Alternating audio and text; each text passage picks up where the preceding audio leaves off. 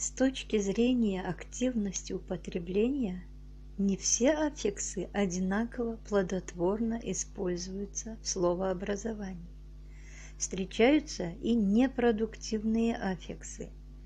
Они в настоящее время не образуют новые слова и формы, а встречаются в давно образованных словах, но словообразовательными моделями уже не являются.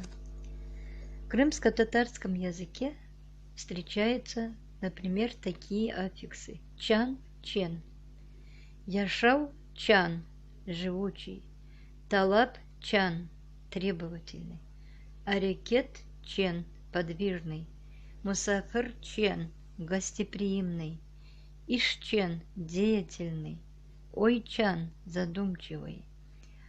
Аффиксы чак – чек, утан-чак – стеснительный, тартын-чак – робкий, мактан-чак – хвастливый, эрин-чек – ленивый.